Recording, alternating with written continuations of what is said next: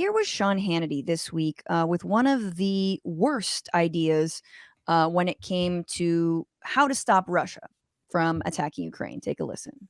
You know, if we can see on satellite imagery where the convoy is, I don't know, maybe some smart country, maybe NATO might take some of their fighter jets, or maybe they can use some drone strikes and take out the whole damn convoy.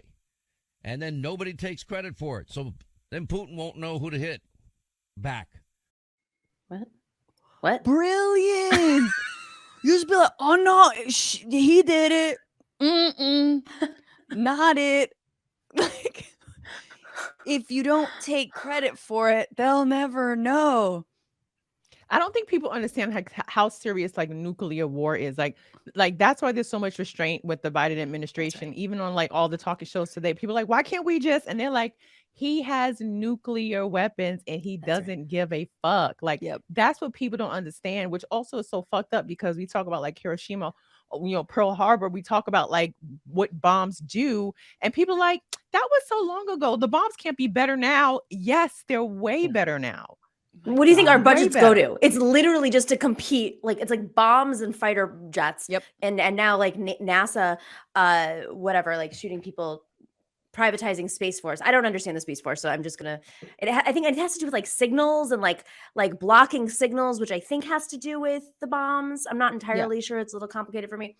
But no, you're right. I mean, again, going back to my friend, who's my greatest source right now, having worked in Ukraine, she's like the facilities that have been seized by the Russians that do have nuclear capabilities are so like they're not being protected, that she's like, literally wind could affect. It's not just humans, it's that wind. They have so many security provisions and remember that movie a few years ago that came out that like went into some of these facilities and it was like there were no locks on the nuclear weapons. Well, there I thought Frontline did a whole thing about how our nukes are just aging and staying. They're like little.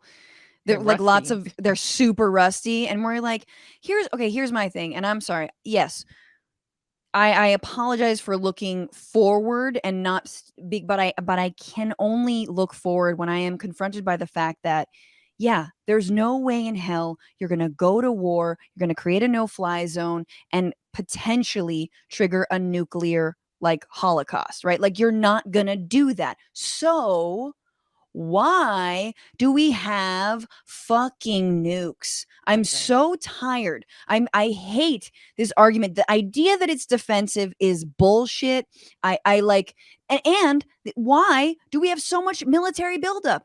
We could talk about the efficacy of NATO or not right now. If anyone questioned NATO on mainstream TV, they would be, thrown out the window. You can't do that. But why? Why do we have it? So you're saying the minute, and here's my real question. The minute Putin's like, oh, let's go to Moldova, dude, or let's go to fucking Poland, that we're going to war, straight up. If Latvia is invaded right now, we're doing this. I don't consent to that. I think that's bullshit. Like, and so again, why do we have all this stuff? Why do we have all these fucking nukes? Meanwhile, we could have been doing these kinds of sanctions, this kind of diplomatic work behind the scenes. We could have been doing this shit for so long ago, right? From 2014 with Crimea. Obama did a little bit, not enough. What about 2016 when they were when he knew that they were like meddling in our election? 2016. Well, exactly. But 2015.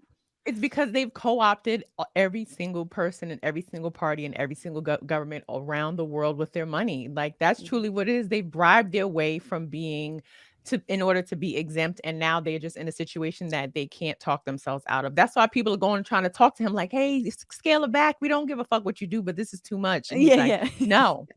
He's like, I do want to show, because there was a dumber tweet. This was almost like it was a little bit like when you're you're kind of like spitballing, throwing things up against a wall, like blue skying how to stop the war. And here was Trump's idea, almost like hearing Sean Hannity's, and was like, oh, I've got something stupider. So this is apparently two donors. This is Josh Dossie, who is a reporter, I believe, for the Post, says, what?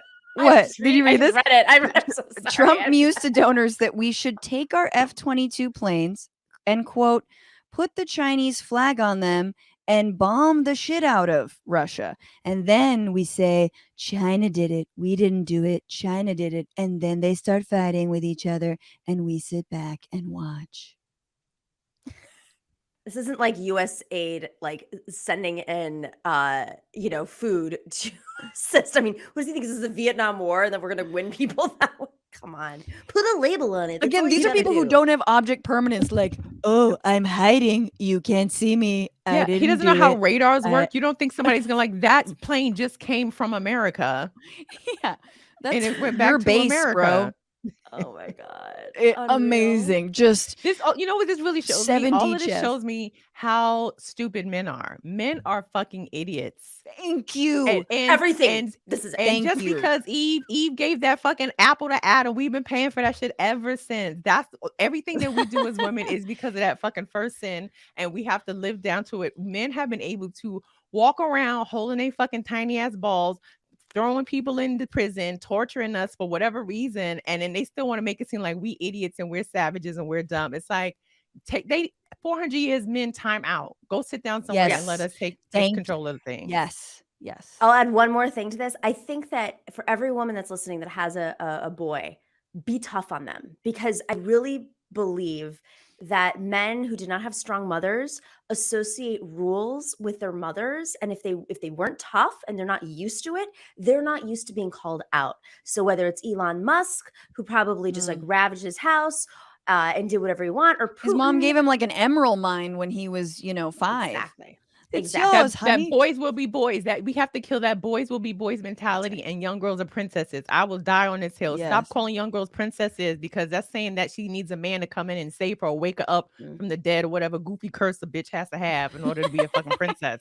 And men, that boys will be boys shit is not it anymore. We have to stop with these gender roles that lead us to this. Like gender roles led us to this.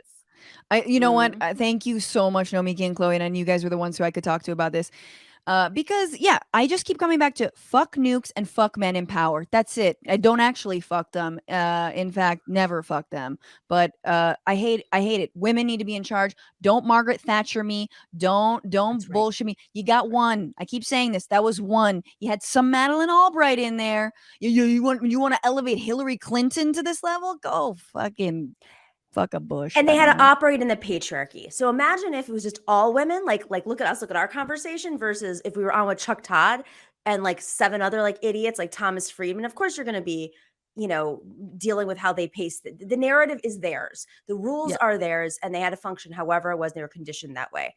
What's going on, Frantifa? If you haven't already, subscribe to this channel right now. Hit that button. And also, you can become a patron and support the show every single week. Get access to bonus episodes and exclusive merchandise. Patreon.com/bitchuation room. Do it.